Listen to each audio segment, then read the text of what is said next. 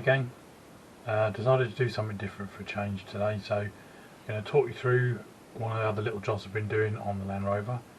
A little update on where we are with the fire pump. So the pump itself has been taken apart and everything's been all cleaned up, ready for painting.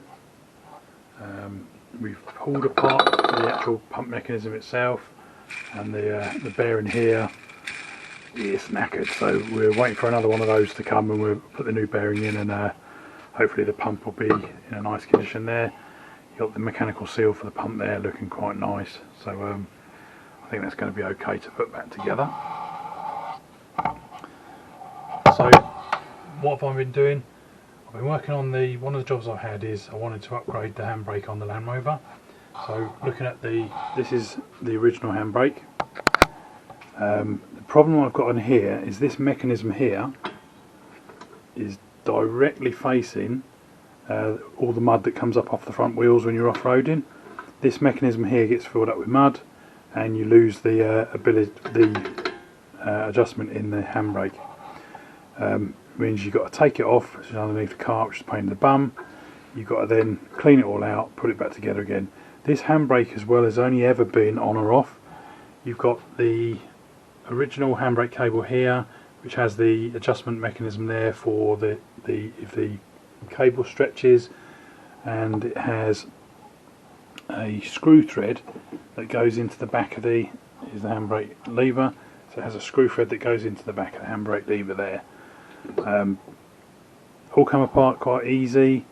Like I say, the adjustment on this has been really poor, to the point where you only just about get the handbrake on right at the top of the lever stroke, so any sort of loss from mud getting in here, I've lost the handbrake and I'm having to start again.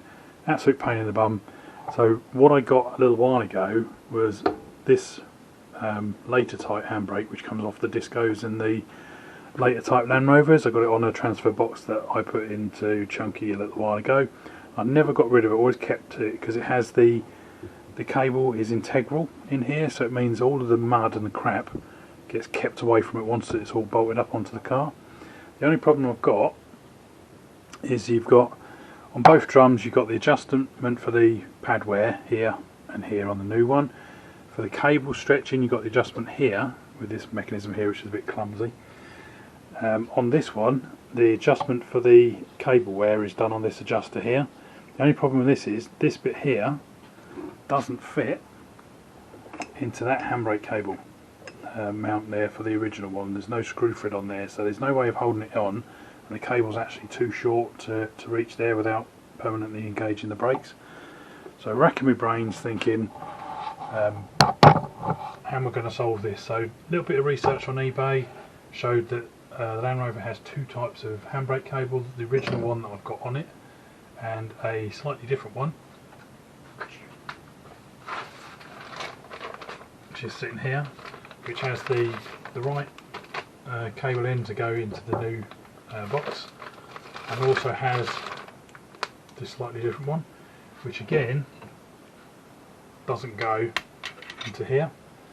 So again, back on eBay, now that I knew what year the cable come from, I was able to identify what year the brake drum was off, and then went hunting for another handbrake cable. So this is a later type handbrake cable off the Puma engine Land Rovers, I think from 94 onwards. It has a different orifice on it that will then fit nicely in here. So fingers crossed we get this cable into the drum, mount this in the car, in goes the cable, on with the cop pin, sorted. So just going to do a little bit more of a video of popping that on the car, putting the cable in, and seeing whether we can get it working.